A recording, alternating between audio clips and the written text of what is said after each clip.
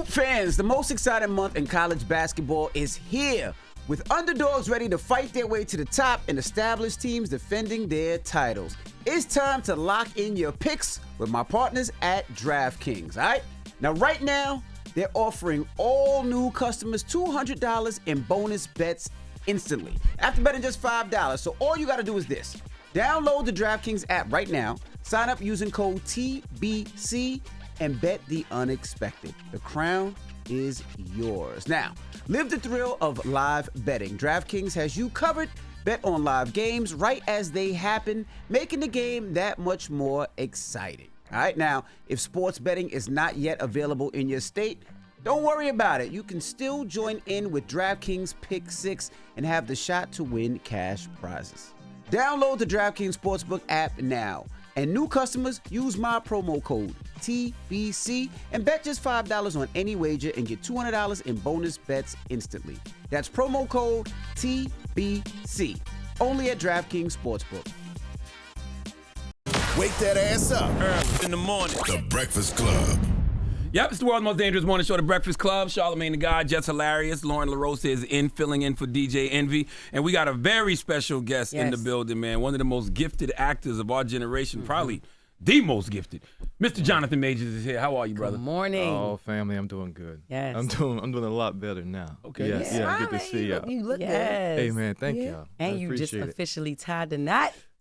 Yeah. How does it feel that you finally locked down your Coretta? Oh. How does I love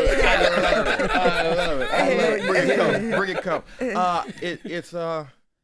It's beautiful. Yeah. You know, it's the ending of a chapter and the beginning of a chapter, and I'm at a place where we got married on the 18th. That was a couple days ago. Yes. A couple sleeps ago, and it happened when it happened because when we planned it, but I felt worthy of her. Mm. Ooh. You know. Hold on, black man. You I got to know, hold right? that one for us. Okay, I'll hold it. I felt worthy of her. Yeah. Expound on that. Yeah. Ooh. She is an incredible woman, and I had to get to that level, you know, spiritually, socially, emotionally. I had to mature a lot, and she caught me at a time when I was in a bad way, you know, and I was very upfront about that with her, and she said, "All right," got on the plane and came to New York City and sat with me on the couch and held me when it was all going down at the heaviest place. And the more I got to look at her, I was like, damn, I love this woman, you know. And then when marriage became a thing, when it was like, oh, I'm gonna marry her, I said, wait, but marriage that ain't no joke, you know what I mean? And I had to really evaluate myself even deeper, you know, if I was to wed this particular woman. And she just helped me grow so much, and I needed to be worthy of her. I needed to be worthy of her patience and her time, and that she wasn't wasting her time on me, you know. So I couldn't waste my time on me, and so I had to get myself right. And then we did it. Yeah. And the journey continues, you know, like the marriage is happiest day of my life. Yo, he is like smile like that. Yeah, I see the glow. God. Yeah. What type of work did you put in? Oh, you know, brother. to be the man that you know she was worthy of. Had to get my mind right, you know. I had a lot of I just had a lot of shit that was just piled up that I never really dealt with, you know, and those things hindered me socially, emotionally, spiritually. Even the relationship with my God, you know, was not where it needed to be, you know. And she being such a strong woman of God, that became clear that I needed to work on that. And so, I mean, y'all seen the movie, and y'all know me, you know. So I look at something like that, and it's like, all right, Jay, what you gonna do? I'm an actor. I appreciate the word you said, man. I trained for 11 years nonstop for acting, summers, whatever. I'm an athlete. I lifted, I ran, I did that.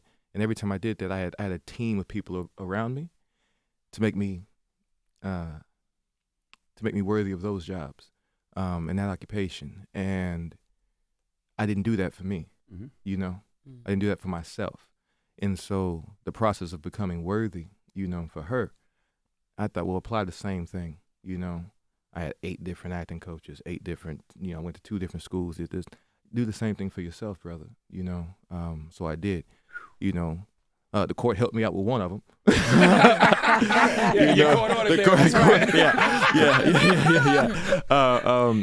I actually love those guys. You know what I mean? I love that situation. I've already spoken to my therapist. You know, I'm gonna stick with it. You know, and do the peer counseling.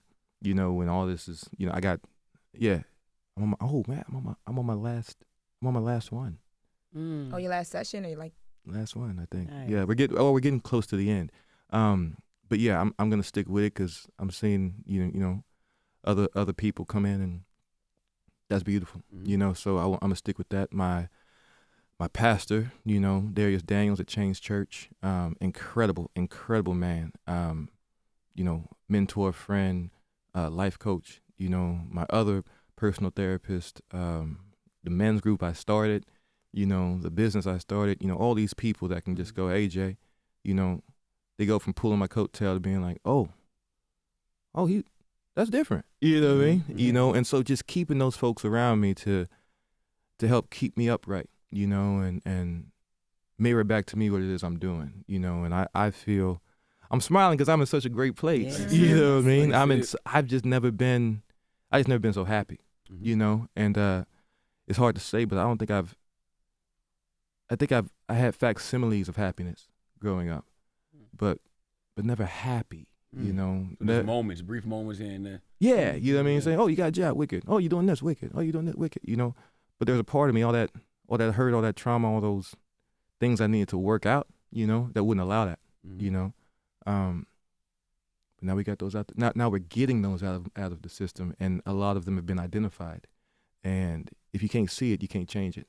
And so, some was thrown in my face, and some I went and found, you know, because I felt confident and I felt supported to do that. So that's the process. Happy for you, brother. Thank you, brother. Did you ever feel like through any of that, like you were scared or nervous that like Meagan would be like, yo, this is too much for me? All the time. Did you? Yeah. What was that like for you? Yeah, all the time. Well, as I said, sis, like I told her from the jump, like this is gonna be crazy. This is gonna get wild. You know what I mean? Yeah. But when y'all in it and it's like the press. Yeah, and, but when we're in it, like I'm sorry. No, I was gonna say because she's also a name, and so I think that there was a lot thrown on her as well because people were like, Meagan Good, why are you doing this? What are you doing? Yeah. Yeah, I had a lot of that. You know, I had a lot of. You sure? I had a lot of. I mean, we're in a relationship. Now we're in a marriage. You know, I'll keep it straight. We had moments of like, hey, babe, it's cool. You know what I mean? I love you more than I can imagine, but you gotta, you know, the ship's going down. You know, you better. I'm Jack. You know what I mean? You let go of me and you go get it. You know, that was a big thing. And she took so many hits, you know, because of it. You know, I don't think she mind me saying, like, yeah, she wasn't in they weren't announcing it, but like, she lost endorsements. You know, we got uninvited to stuff. You know, she got uninvited to stuff because she had shown just how down she was, and they knew if Megan's coming, Jay's coming. You know, I'm coming. You know, yeah, she took an incredible hit. You know, and then just walking around. You know what I mean? Like a lot of our work, as you guys know, is like socializing. Right. You know what I mean? And we asked her that when she was up here as well. You know, like the same question that Lauren just asked you. Yes, ma'am. Did you ever feel like that was too much? And she said no. She knew that lady had God. That lady, yes. She talked about you with the same smile on her face that you have. You know, and strong. Yeah, very strong woman. She's stronger than me. You know, she's stronger than me. You know, she kept me up. It continues to keep me up. I mean, before we walked in here, she was praying, come on. I was like, oh, yeah, let's do it. And now I understand the Coretta. I understand that. I do. Amen. Because even though, you know, there's a lot of jokes that came with it and a lot of things, you know, you actually did a lot for me on stage. I'm a comedian, so I used the jokes a lot. Yes, ma'am. But hearing you talk about that, you know, how she prays with you, for you. She flew to New York to sit there and you cried in her arms. Like, you know, it just also shows the backbone a Black woman can be you know, That's incredible. Key word, amazing. black woman. Black. That's the only thing you can't say. You can't use the term Coretta for a white woman. Yeah. Do you regret that?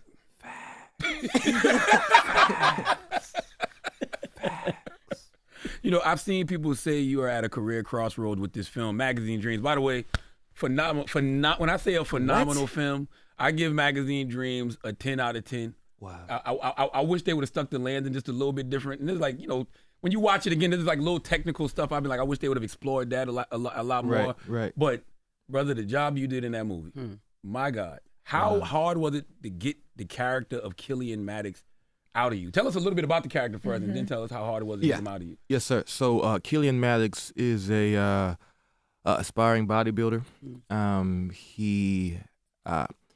He moves through the world a bit as far as his mental state. He's a bit different, right? He's a bit different, and as that's an understatement.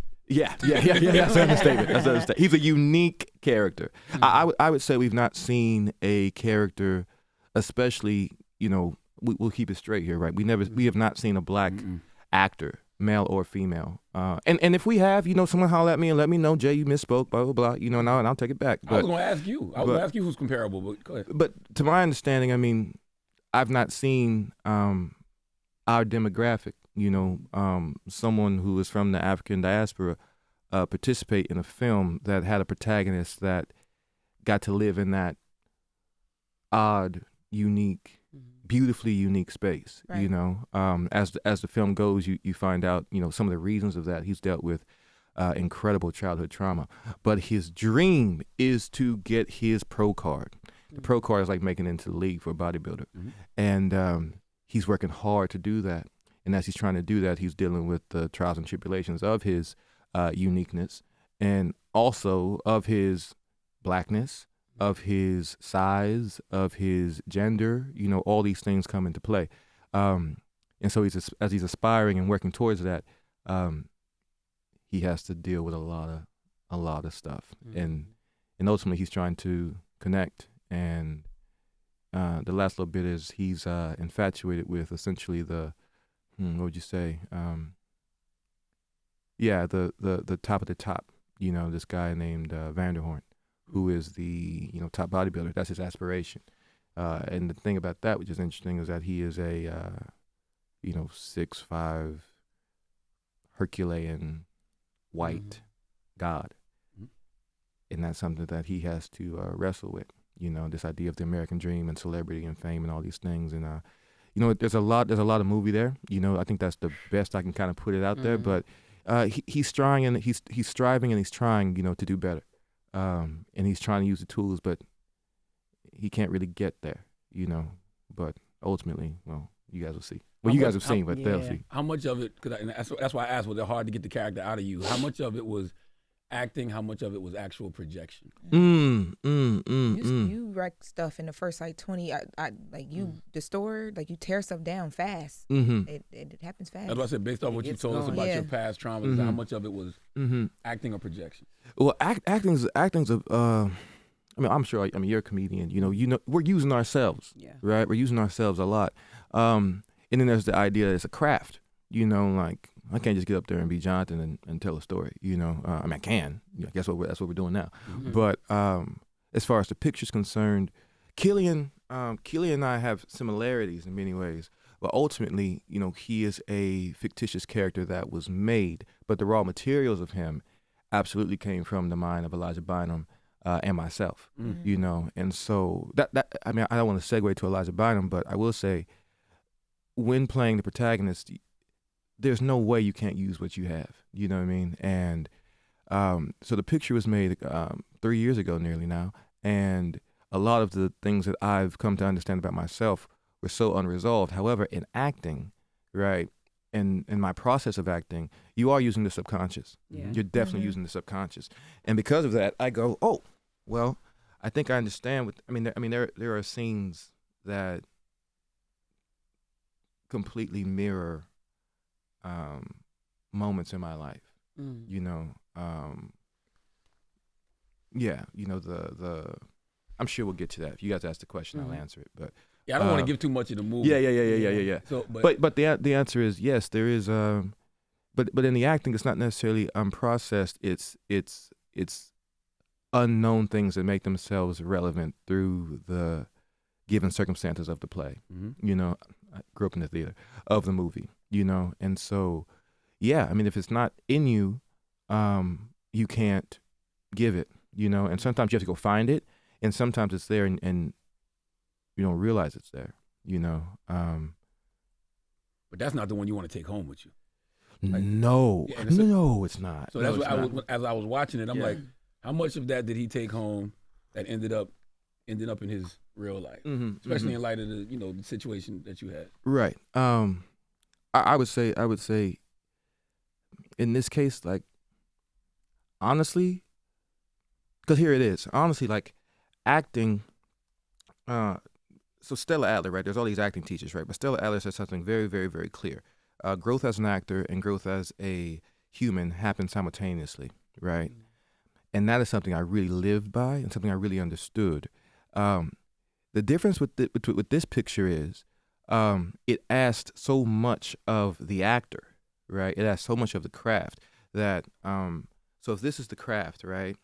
And then this is the actor. This film made me grow so much as an actor, right? But in doing that, I realized, oh, I was so stunted as a human being, right? So the answer is no, I didn't. And also, I do it for a living. Like, I know how to shake it off. Like, I have a very spiritual practice with. I got my hand up. I have a very. I thought you was ordering something. I ain't got no waiters here, Jonathan. You know what I mean? I have a very spiritual practice when it comes to acting. You know, and so if anything, it's not that I took anything home. It was that I was accessing things subconsciously that, as all actors do, subconsciously that, I mean, this guy still was like, no, I know how to do this. Okay, you did it, wicked, done. Put that back away. Put that back away. Put that back away.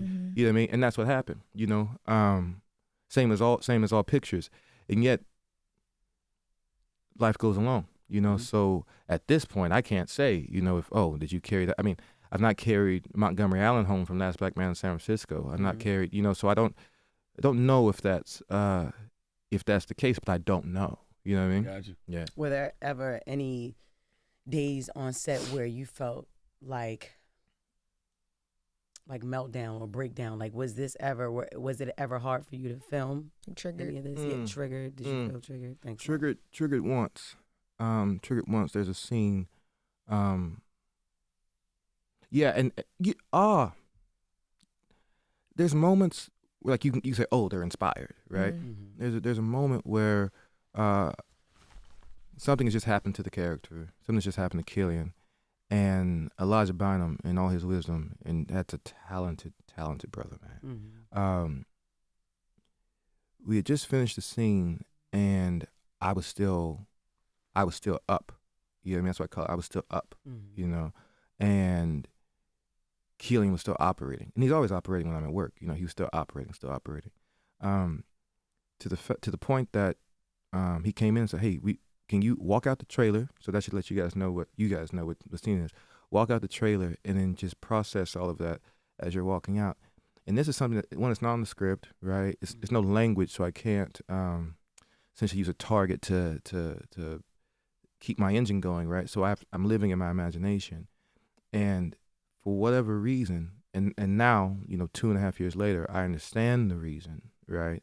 But I got up, I walked out the trailer, and Adam, our beautiful DP, was right in front of me. He said, just walk out and let that happen, right? And I didn't know anything was going to happen, you know, though I was still hot. I was walking out, and I just felt, it's kind of like heat for me when I'm working, right? Like, felt all this heat come up. My feet got hot, and then my face got hot.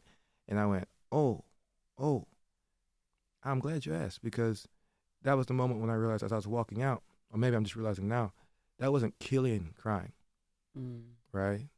That was me crying. Ooh, you know what I mean? Based off, I'm trying not to give away, but based off the revelation you gave this week about being abused. Yeah. Got you. And wow, yeah, I guess in a way that was the beginning of, like, oh, okay, cool. You know, I was then I got hypnotized, and then that opened up all types of shit. I was going to ask you, because I read that article that you did with where you talked about being abused. Now that you're revealing, you're revealing it to the world, but you're dealing with, because of the therapy and different things that you're doing, all of this internal stuff. Like, are you right now having to go through a different process of like figuring out who you are again, and how does that affect you as an actor? Because like, all right, this is the character. I'll come in, I'll do this. But like now, you talking to your mom about stuff she didn't know. Yeah. You talking to your past about stuff they didn't know. It makes you, I don't know, like, do you feel like you're like kind of reinventing who Jonathan Majors is because of things, or rebirth? Yeah, I mean, like, only tattoo I have, which my pastor mother was like, you grown, do what you want. And but yes, it's definitely, there's a moment now where I go, I mean, I was saying to wifey, like I just feel different, and this was probably 2 weeks. Time goes, time be moving. This is probably just 2 weeks ago. I was sitting there and I was like, I feel different. Like, I just feel different, And there is like, I'm gonna do a couple pictures this year, God willing. But I am nervous, I am nervous. Nervous that what, you don't have it the same anymore, or? I don't know what's gonna happen. Because you're dealing with the trauma. With the audience, because your gift is your gift. Yeah, thank you, brother. I told you the other day, your gift is gonna make room for you, because you too gifted to deny. Thank you, brother. What is the fear? The fear is well, let's keep it a buck. Like, I have fear that, like, I've made so much more space, you know what I mean? And it's like, is he gonna hit the same? Like, I know the craft. I know that, I don't know the craft, but I study the craft. That's what I was wondering. I stay in it, and it's like, but it goes back to growth as a human, growth as an artist, right? Where I go, okay, so the artist outgrew the self, outgrew me, right? That led to chaos and hell, right? But the work was wicked, right? The work was good. I just say wicked, but the work was good, right?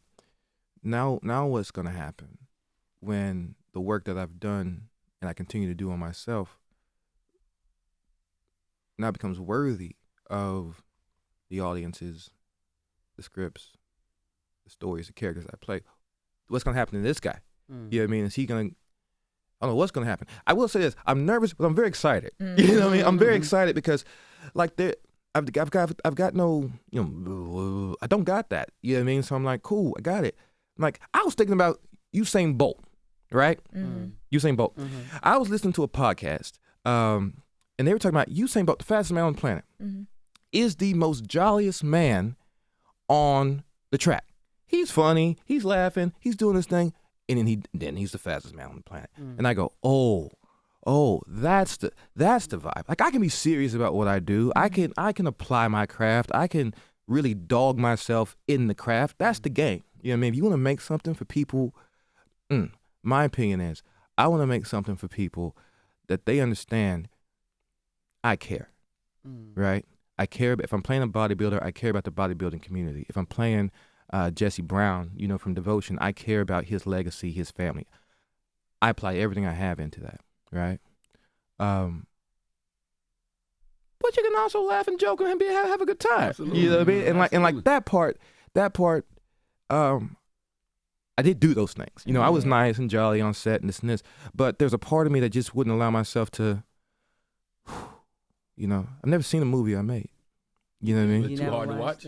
No, it's funny. The more I think about it, I think there was a part of me that felt unworthy of being on the screen. Well, unworthy of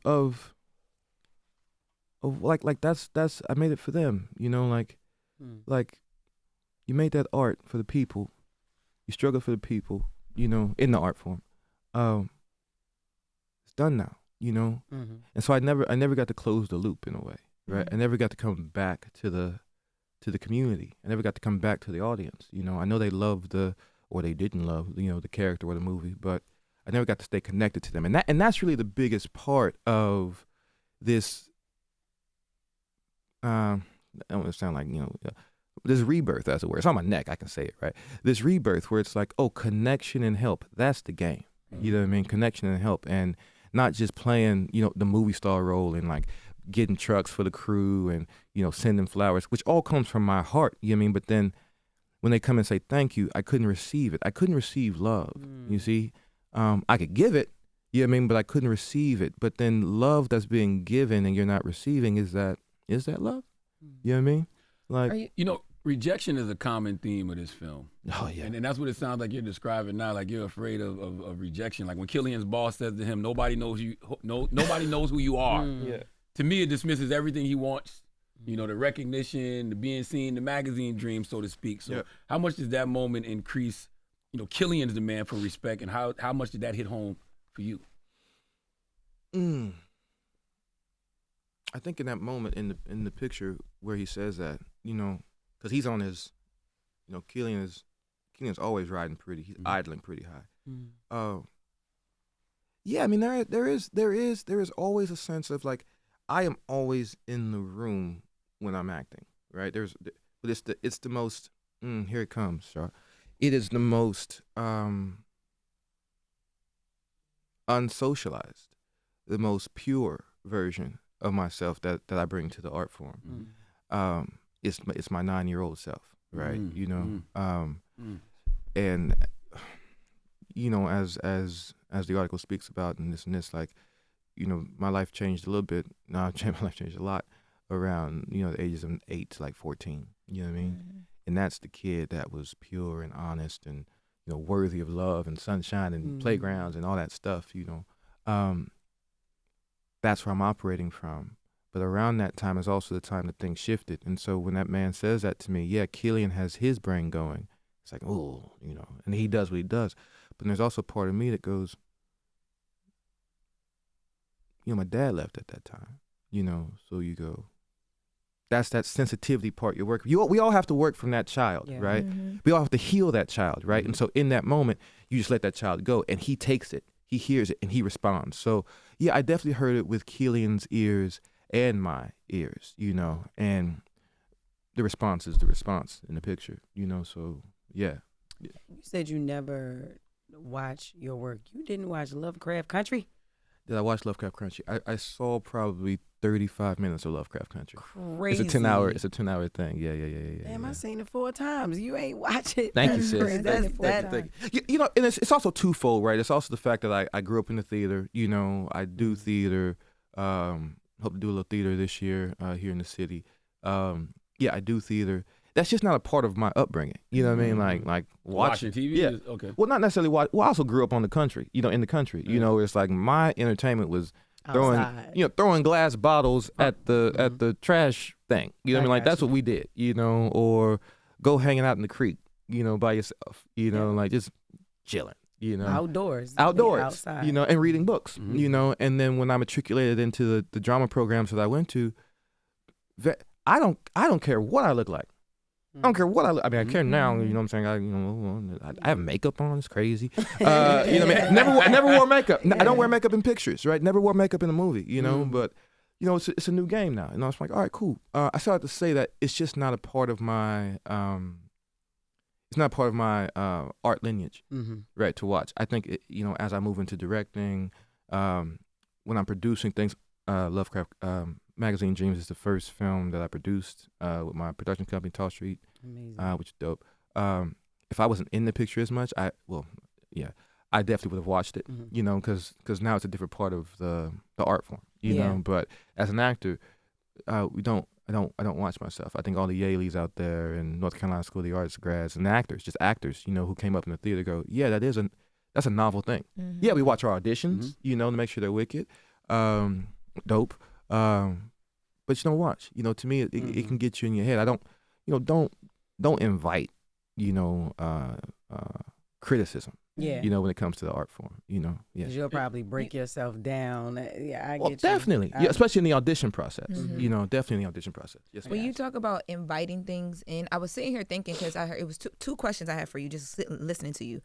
You when you talk about the projects that you have coming up, I thought about like the fact that right now you're on this press run. When you sat down with Kevin Frazier and you said wifey, and then the story came out about you guys being married, it was like, oh my God, he's married. But then on another hand, it was like he announced this because all this other stuff came out, the Rolling Stone article with the audio.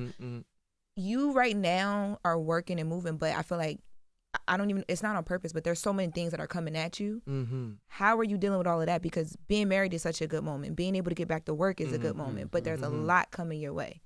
What's the daily like, whew, I can do this because you've done the work on yourself at this point? Amen.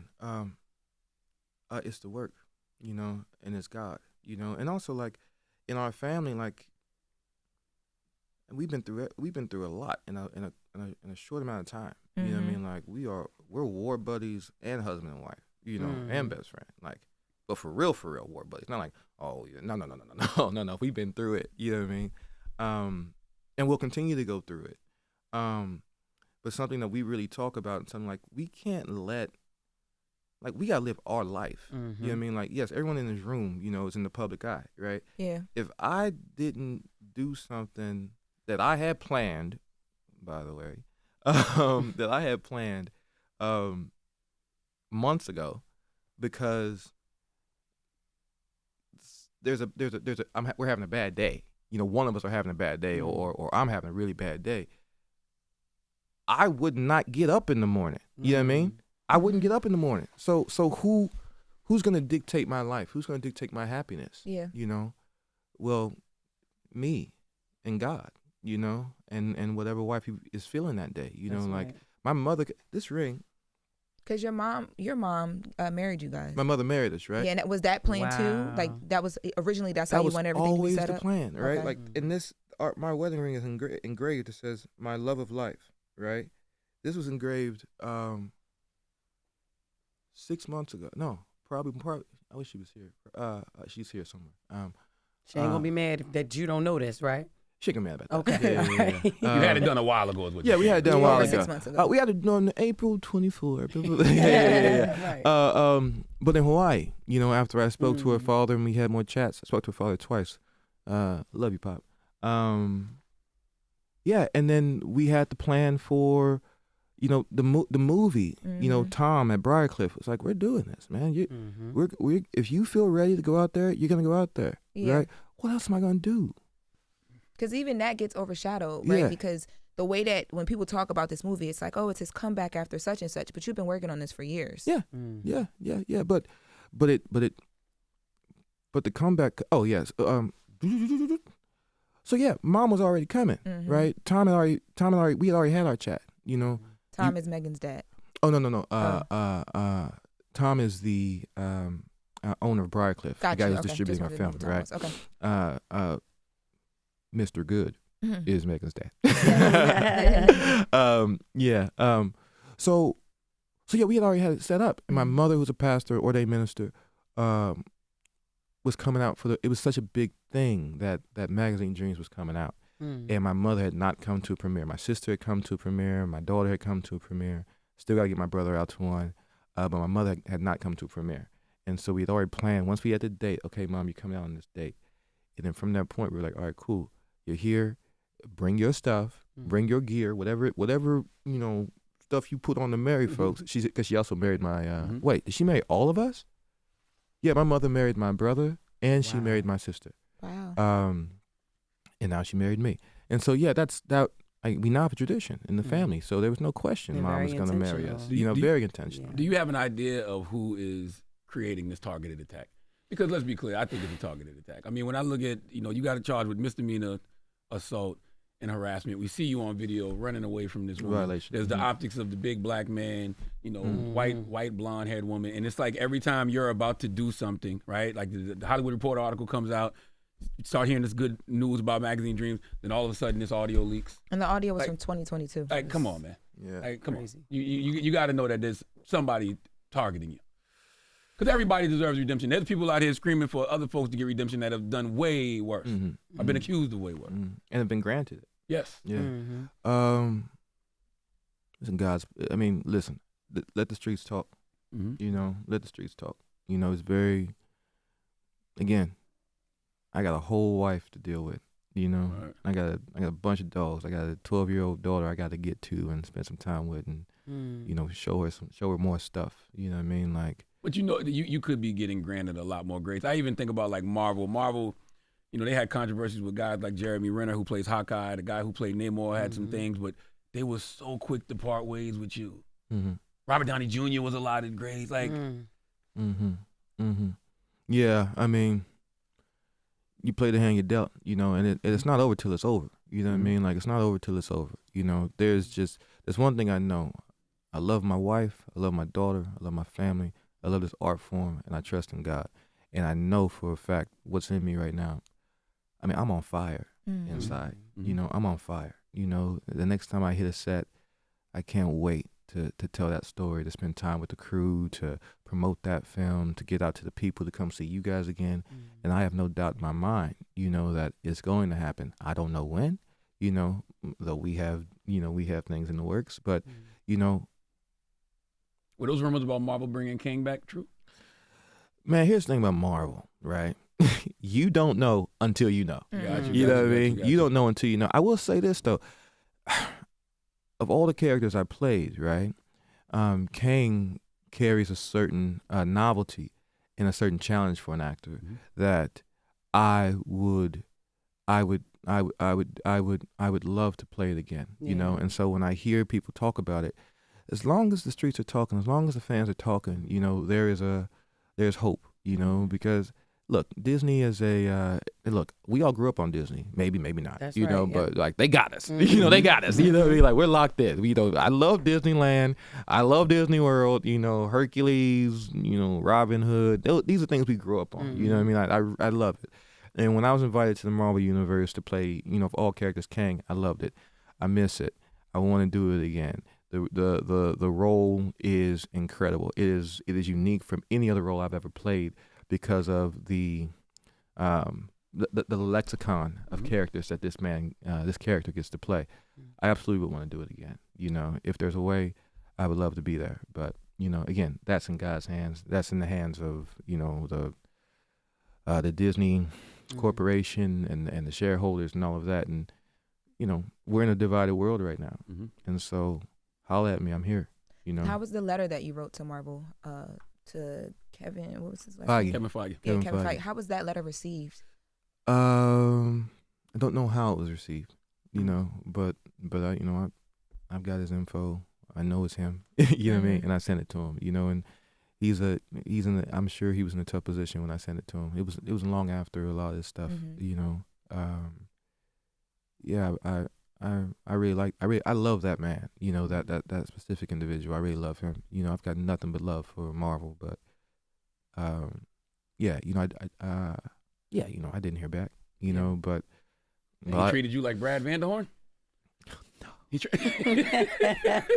got to watch the movie Magazine Dream. I can't believe you just said that. That was good. Listen, I want to ask you about that because it was such a one-sided relationship with Brad Vanderhorn between Killian and Brad in the movie. Yep. And you know, you kept writing him these letters. Yep. And he thinks he has a connection with Brad. Yeah. And it's almost like how fans feel today, like they have a sense of access to celebrities that they don't actually have, but social media makes them feel like they do. Have you ever had a Killian in your life? Because you out here with your shirt off all the time, showing off your traps. Yes. Okay. Yes. It's a delicate balance, like being a public figure, right? As we all are in this room, you know, or even just being. Spoiler alert: everybody's a public figure if you have an Instagram. Yes. Your shit is out there. Yes. You know what I mean? So like, it's all about being kind. You know, like I've dealt with that multiple times. You know, and it's like, you have to set boundaries. You know, and you have to be kind, but you also have to understand that these individuals are also the individuals that that prop you up to be this public figure, as it were. So it's a delicate balance, you know. However, you know, everybody just understand boundaries. Like, you know, understand, like, even if I know you, you know what I mean? Like, you and me, if I text you, bro, and you don't text me back, I'm not coming to the studio. You know what I mean? I'm not coming to the studio like, hey, Charlamagne, it's your boy, hit me back. You know what I mean? Like, 2 days later, urgent, Negro, hit me back. You know what I mean? And if you don't hit me back, then I'm going to go around the other way and be like, hey, call this man, see what's going on. You know, I'm not showing up to your house. You know what I mean? I'm not doing that, you know, but that's because I have boundaries, you have boundaries. That's right. You know what I mean? I respect you, you respect me, you know, so yeah, I've dealt with that. And but how much do you owe to the fan? The fan or the fans? Fans, yes. So I guess I said fan in this particular situation. Right. This guy kept writing you. In that over regard. and over, yeah. Here's the thing. I think everybody's different, but I love my fans. I love them even more now. You know what I mean? I think that anything you ask me to do, within reason, I'm gonna do it. Like, I'm gonna do it. I don't mind. I'm just built like that, though. You know what I mean? Like, we're a team. I understand that you know what I mean? And I also understand that, like, yeah, I got fans, but, like, I'm not so-and-so and so-and-so, you know what I mean? I'm not, Timothy Charlamagne, you know what I mean? Where it's like, that's just wow, you know what I mean? Like, I'm me, and I've got my demographic, I've got my team, I've got my Marvel fans, my Creed fans, my this fan. I love them, you know what I mean? I love them. If they step over the line, that's why you got security. Yeah. You know what I mean? Yeah. What made, how did Zeus Network become the home for Magazine Dream? That's a beautiful story. Yeah. That's a beautiful story. So I just got done doing Hollywood Unlocked. Our brother and friend Jason Lee. Jason Lee. Yeah, what up, Jason Lee? I'm coming, bro. Don't trip. Yeah, I'm coming. Pause. I never pause. I always said pause because of Jason, but shout out to Jason. Thanks, bro. Yeah, Jason Lee reached out to us and was like, "Hey, man, I really want to do this." He took a shot with us, and we did the award show. And then I found out through the award show that Lemmy at Zeus was kind of like operating the whole thing. Like he was sponsoring the whole thing, supporting the whole thing. We had a beautiful night, a very healing night that night for the family, and for myself especially. And then time goes along, and I get a phone call. This is after Bradcliffe had already picked it up.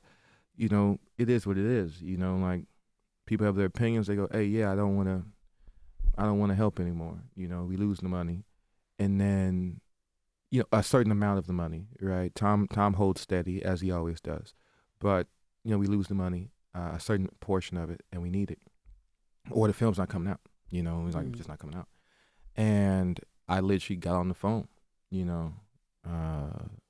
Baby was like, "Hey, what do you think we should do?" I'm like, "I don't know what you think we should do." We put a list together. We were like, no, yes, that happened. And then I had a meeting with Jason, me and Jason and his buddy Robert. We just sat and chatted. And he said, "Yeah, I got an idea. Let me run it by you." He said, "Yeah, you should hit him." So we hit Lemmy, right? I called Lemmy directly, literally. Big shout out to Lemmy and Zeus. I called Lemmy. The meeting was at 9 a.m. I called Lemmy at 12 when I got back to the house after training. We sat there. I texted him. He texted me back. I told him what the game was. He said, "I'm in." He hadn't seen the movie. He said, "I'm in. I got you, brother." Right? When he was transferred, deal was done. Wow. Like that. See? That's what I like to hear. That's God. When somebody tell you, "Yo, I'm in," and then they put their money where their mouth is Sight immediately. unseen. Wow. Sight unseen. He said, I got you. So, big ups to Zeus Network and Lemmy and all his team, all his soldiers. Like, he's the real deal. And we need that. It within the culture, you know what I mean? Like, we need someone that's going to go, "I'm betting on you." You know what I mean? I'm betting on us. Him, Deion Taylor. Deion Taylor, we need that. Look, of course you know D. Yeah, I'm tripping. We on the thread together. Yeah, I'm tripping. Yeah. But even the award show, that moment, because the award show happened and then the meeting with Lemmy happened. Yes, ma'am. Like the award show moment, I think it went so viral. I mean, you were very emotional and people got to see that, but it was like publicly the first time after everything that someone was like really taking a major chance behind you. Like this person deserves to be able to come back and say his piece or whatever. Yes, ma'am. That alone, like when Jason first called you for that award, how did you feel? Like, were you kind of hesitant? Were you? So much trauma, so much trauma. When he called, I was like, I was so small at that time, inside, I was just like, I was just starting with my, Avengers of therapists and pastors, you know what I mean? So I was still working a lot of things out. And when he called, I was like, man, that ain't gonna happen. Yeah. Like, you get the first endorphin hit, the dopamine, you're like, yeah, okay, cool. But no, that's not gonna happen. They are not gonna let you do that. You know what I mean? But Jason owns the shit. Yeah, but even Jason was getting caught.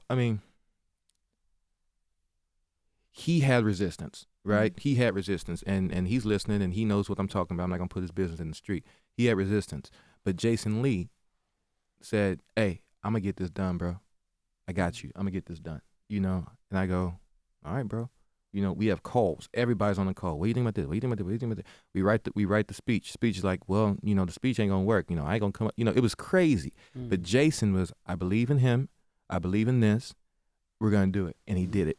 And he did it. And bringing Miss Van Zandt into it. That was everything. What was the planning around that? That how early out did that happen, or did she say, "Hey, I want to be involved"?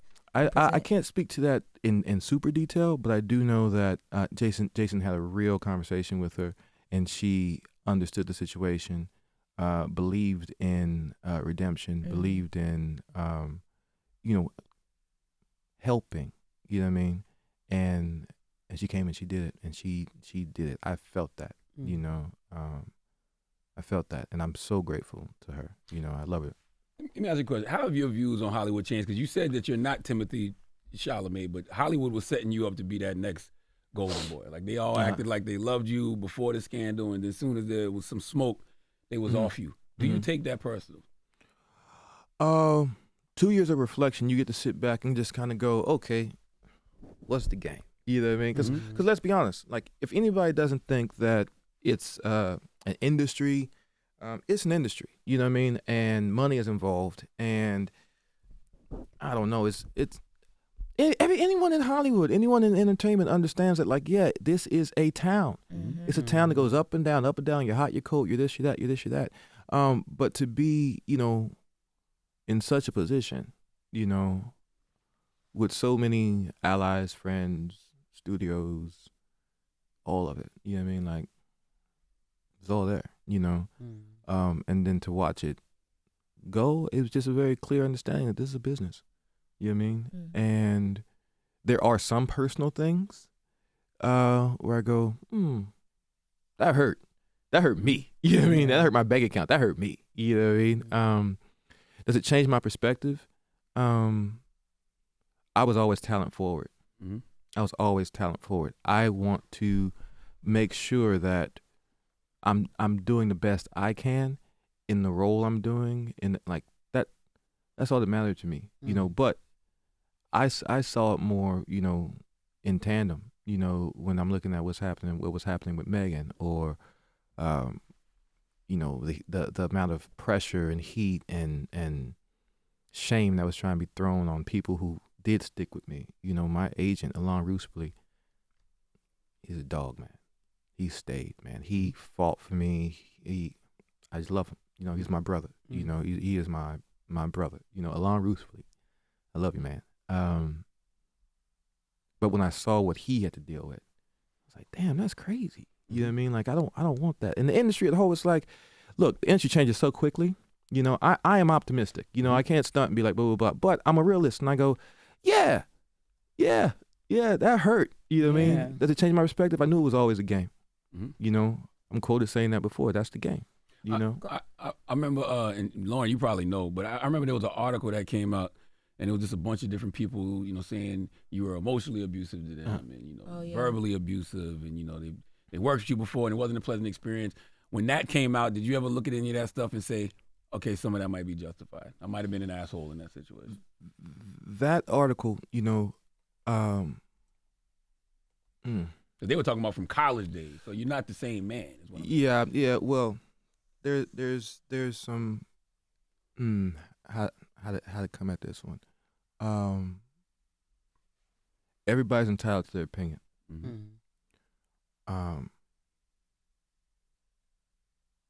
Watch this. As far as I'm just gonna say some facts, okay? About school.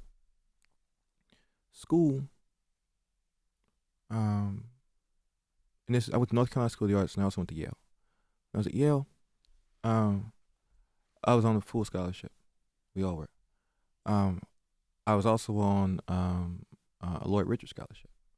Our brother Lloyd Richards brought in August Wilson camp, all that stuff. Beautiful, beautiful, beautiful man. Rest in peace. I was a recipient of that. When that information happened, when that started being said, that's when I went, that was hard. Because I go, this is Yale University. Mm-hmm. Where's the write-up? Mm. If all of this is true, where's the write-up? Mm. From my administration, from my dean, where is it? That was the only thing in which I got involved because it was supposed to be family, right? I got involved and went, show me the paperwork. Not my lawyer, I hit my dean and said, show me. Said, no, there's nothing there. I still have the email. Mm. You know what I mean? Do I still wear my Yale cap? Yeah, because I went there, you know. My class, you know, I love them. And I understand. I don't agree with it, but I understand, you know, and all off record. What went through your mind when Michael Ealy had picked up Meagan? I want to see you answer that one. I want to see. When did this happen? Is this in the movie or is this in the she's street? talking about This real was in the life when y'all was streets. on the red carpet. Remember, and Michael, he came up and said hello to Meagan in the It clip that came they up. had online. He picked her up. The clip they had online, you were just standing there and people was like, yo, I know he was salty. But there was the part of y'all shaking hands before. Because he but did speak to you too, but Oh, I remember this. Yeah. I remember this. Yeah, I love that pretty man. Look at him. Yeah. Pretty eyes, lifting up my wife. It's all good. No. That's my brother. I mean, what That went was through not the my appropriate way to hug somebody's wife. Well, I mean, y'all won't We work weren't with married. still. Yeah, even they if- weren't married. They have a beautiful friendship. Yeah. They have all these things, you know, like and respectfully, because like we have real life and then we have what everyone says about our real life, right? And as you all know, we have to navigate between those two things, right? Gotcha. If the things people say about our life actually make their way into our lives, then the people have to be mature enough to address it. And Brother Ealy, who I've seen many times, we did a workshop together at Dion's place. Michael Ealy was like, hey, bro, my bad. You know what I mean? And I was like, respect. yeah. Respect. You know what I I mean? was like, this man trained for Creed. One of them blows, Michael's done. But That's all love. It's all love. Yeah. I have a question about the movie. So in Magazine Dreams, your relationship with your father is insane because of the thing, him and your mom, and I don't want to give it away. It's all right. but It's all right. Yeah. Yeah, so I'm with you. It's a I'm making eye rough contact. relationship I'm with you. your father, but in real life too, you talk about your dad leaving your life, and you know some of the things you dealt with after that. Channeling your real relationship with your dad and then bringing it onto screen. What did you pull from specifically, and what did you purposely say, I don't want to pull from this because I don't want to revisit that? If it's in there, right? If it's in there and it's conscious, you know, that's the job, right? You got to use it. We'll get to Magazine Dreams, but Michael K. Williams, who actually played my father, right? In my brother. Michael K. Williams, who played my father in Lovecraft, he was dealing with it all day, right? I was thinking about my daddy issues all day, right? Because they were just boom, right on top of each other, right? In Magazine Dreams, yeah, same thing. You know, you go, okay, you like this, I like this. Cool. That's something that we say, oh, you get that for nothing, right? You get that for nothing, right? In your work, you go, okay, cool. This man is in love with this woman. Cool, I know what that is. I'm in love with my woman. Blah, blah, blah. Okay, I get that for nothing, right? Then the details and the specificity of that relationship are drawn out through the actual characterization and the world that we're in. But I just want to be clear, sis. You're talking about like because Dad's not in the movie. No, right? he's not. But Okay, I know great. that. I just want to make sure. Yeah, Okay, no, good. but We're on the same I know, page. Yeah, your grandfather. You take care of your grandfather Yes, because ma'am. they're In the dead. movie. Because Y'all they're watch movie. that movie. I didn't get through the whole movie, Your but parents I are had to dead. look You up take care the. of your grandfather. No, No, that see, that's why I don't want to no, tell the I'm whole saying movie. he's giving away. That's why it was hard for me to ask the question because you got to give yes. so much setup with Yeah. it. But I was basically asking because it's such a messed up situation that Yeah, you're it's in, awful. taking care of your papa, and then papa, and then in real life. You talk about your dad and him leaving you and your mom. Like I've heard you talk about that a couple times. Yeah. And then your mom came to see this movie. Yeah. And I know mom had to be like, you know, that there's some trauma It's all probably there. with her too that It's all came there. back in. It's all there. Yeah. I think every time you have to touch something, you kind of want to make it connect. You know what I mean? You want to make it connect. And you know, my father, my biological father, my dad, you know, I don't want to hurt him, right? But I love him, you know, but we experienced something that could have been avoided had he not done what he done. You know what I mean? Done what he did. Yeah. Come on, Yale. Yeah. No, Thank you, brother. We understand what you mean. You know what I mean. So there's that, and so because what we're talking about is a shared trauma, right, between what Killian understands and what happened to him in his world, and what I understand what happened to me in my world, and that the visceral abandonment, if that makes sense, is something that I can always connect to, and it's something that I've experienced, and something that Killian does experience, and so in that monologue, right, where we're going through it, yeah, obviously the images of my father, you know, who, let me just be very clear, I love my dad, you know, I love him, you know, for the man he is, you know,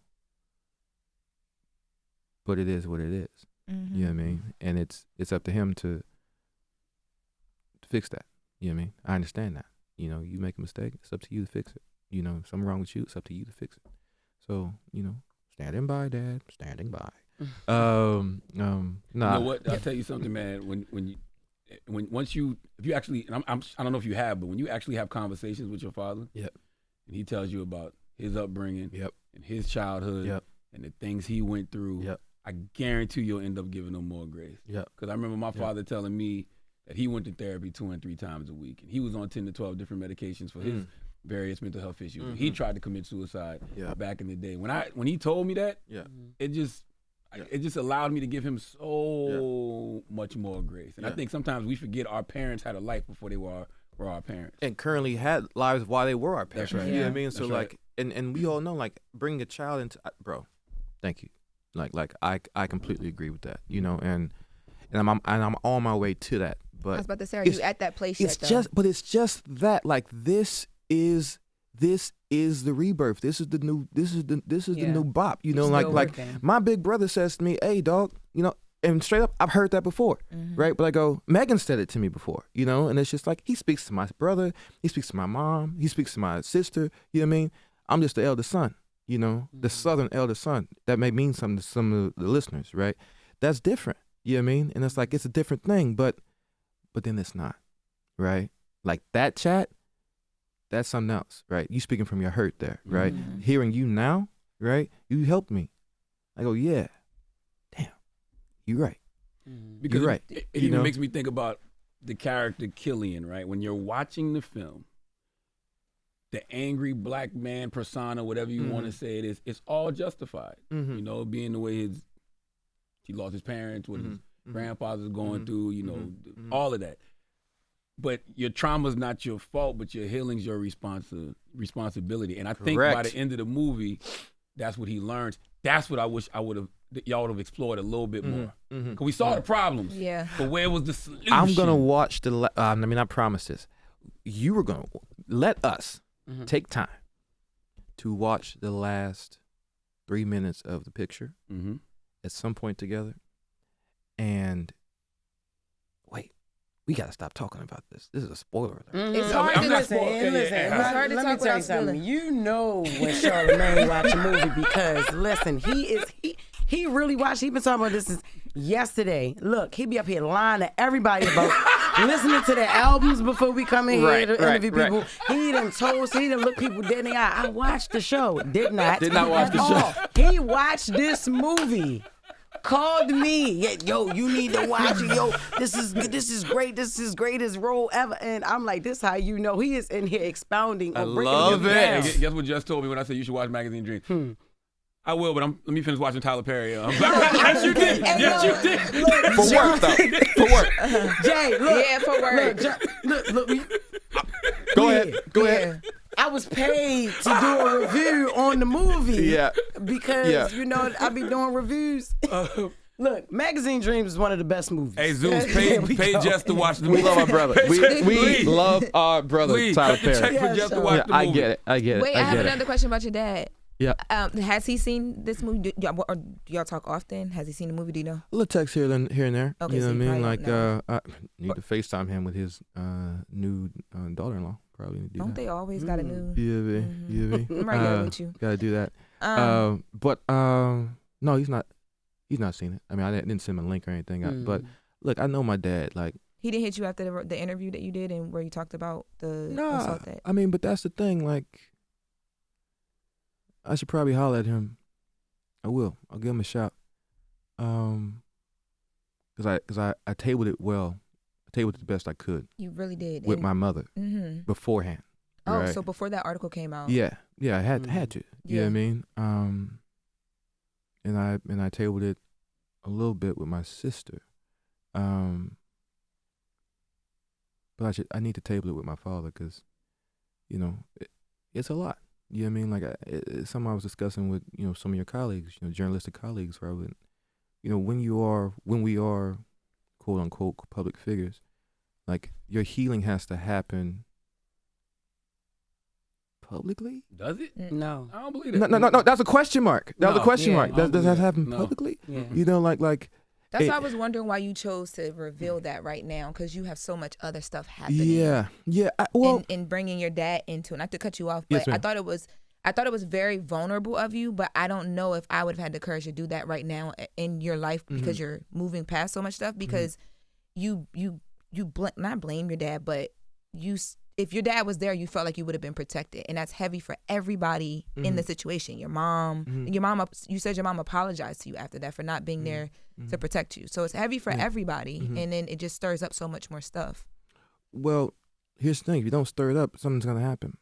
You know what I mean? Like, it had to be done, right? It's funny because in the interview we were talking. And because of the work that I was doing, you know, quote unquote, behind the scenes, when we got there, I had been talking about it. Oh, okay. You know, in with my with Meagan, I've been talking about it with my counselors, you know, and my therapist. You know, it was there, and it would have been inauthentic in that moment. You know what I mean? For me not to touch it. You know what I mean? I would have done myself a disservice. You know what I mean? And was it brave or this or this or this? No, I don't see it that way. You know, I saw it as when your pain when your needs for healing outweighs your pain, right? You will heal, right? And in that moment, the healing was right there. The pain was right here. Right, but the need to heal was greater, and I said, I gotta say this. You know what I mean? We talked about fans. We talked about people who just admire someone. Right? Admire me wholly if you're gonna do that. Yeah. All of me. You know what I mean? I'm not afraid to show it to you. Hate me, right? But hate all of me. You know? I'm not playing that game. But a fan can't do that because he or she doesn't know you in your whole totality. They only know what they. But they think they do. Yeah. They think they do, and there's no gimmick. I don't want to. If there's a fan of mine who's experienced anything that I've experienced in my life, right? My job is my mission as an actor and an artist and a human being is to let me help you carry your cross. Right? That's what you guys are doing for me right now. You are helping me bear my cross, right? I got that from my brother Will, right? As well as what it's all about. Our job is only to help someone bear their cross. We can't bear it for them, but we can be there for them, right? He said that to me. I went, oh, I understand that. So if you're a fan, right? If you know me and you've experienced something like that and you see that, okay, this has happened to him and this has happened to me and he's doing this, it's not impossible. A lot of the comeback, a lot of the rebirth feels impossible because nobody has ever attempted it before. Yeah. You know what I mean? No one's ever had the allies. I don't want to get you in trouble, but no one's ever gotten the allies or the friends or the support or the, you know, I want to demonstrate that. You know what I mean? Yeah. But you see, here's the thing. You don't throw your people away. Like you don't look at a person and say, man, I'm gonna reduce them to their worst moment. Like I knew you before this. We worked on a project together. Broke down profits with Audible. It's apparently it's in the finals for some. It got nominated for a Audie for best drama. But it's just like, okay, he had a situation. We assess the situation. We look at the situation. We see what the situation is. Is he not above redemption? The redemption isn't for everybody. Like we always have to talk about cancel culture, but what about redemption culture? You just cast him to the side, say fuck him for the rest of his life? Nah, I don't agree with that. Well, obviously you don't. I saw you running down the street from a white woman.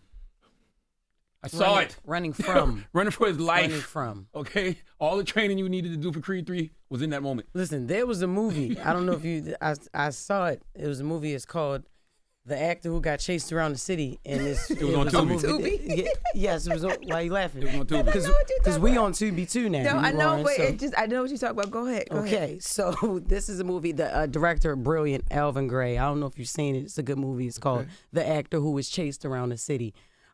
He actually was going to name it The Actor Who Was Chased Around the City by the White Woman, but he chose to. Yeah, it was too long. You need to watch it, and it's good. Yes. You know, Might trigger you. Or I was like, or not, because you might. no, because the redemption for him is in the movie. So okay. And I just gave it away, but Mm.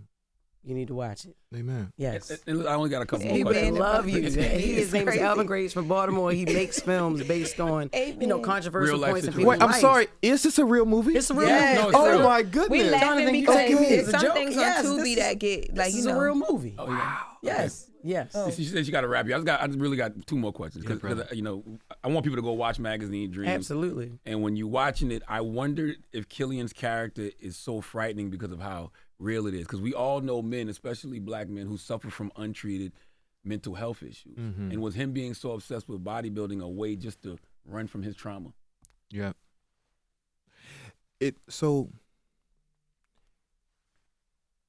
covers it, right? It covers it, but it also releases it, right? But there is so much there that he can't get out. So he's searching for validation, right? I wonder what would happen to Killian if someone just spotted him. If someone just saw this man lifting all this weight and came and helped him lift it, maybe that would change everything. You know what I mean? Maybe there wouldn't be a Killian Maddox had he had some type of connection, some type of love. You know what I mean? Like that the whole movie, in a way, is about the acknowledgement of his trauma, right? Him trying to work through it, the trials and tribulations of that, right? And then how he ultimately deals with it, right? Not to give anything away. That was pretty esoteric, but you understand what I mean. Yeah. Mm-hmm. And there's a scene in the movie where he says, I'm just tired. I'm just tired. And I'm sick. And I wonder if he meant that physically or mentally or both. And I also wonder, and this would be my final question, how that line applies to you, being that you've dealt with so much publicly. Because, you're promoting the movie so you can put on the brave face, and you just got married. So, you're happy in this moment. But I'm sure you had to get emotionally exhausted throughout this process. Well, here's a moment of the subconscious coming to the screen. That line, I'm tired. It's not in the script. Wow. Yeah, it's not in the script. I'm sick is in the script, but I'm tired is not. So I was so clear to me looking back now, where my work was trying to signal to me, this is where you're at. This is where you're at. How does that come out? I'm tired. And I was, I was a part of me, not the part that makes art or any of that part, but the important part, the self was extremely tired, you work hard, you do that, but yeah, it's not a matter of the put out, you know what I mean? I could put out, I could do it, and enjoyed it, but this other part is being so neglected, and because of the nature of the film, I try to shoot every film like a documentary. I take it extremely serious, extremely serious, but I do. And because of that, there's a small moment where usually it's lines that I'll say that are a marriage between myself and the character. And that was one of them, so yeah, I was tired, man. And Killian was tired, but I was tired. That part of me that just, felt all that and didn't process any of that. And a 9-year-old boy can't hold that shit. You know what I mean? Mm-hmm. Yeah. 35-year-old man can't hold it either. You know? So, yeah, man, you watched the hell out of that movie. Yeah, I thoroughly enjoyed it, man. Listen, Thank you, man. keep doing the work, my brother. Magazine Dreams is in theaters right now. Go see it. Go check it out. I can't wait to see all the think pieces and the conversations that happen because of this film. Yeah. You know? And remember, redemption is not perfection, my brother. Thank you. Good to see you, man. It's Jonathan Majors. It's The Breakfast Club. Wake that ass up. Early in the morning. The Breakfast Club.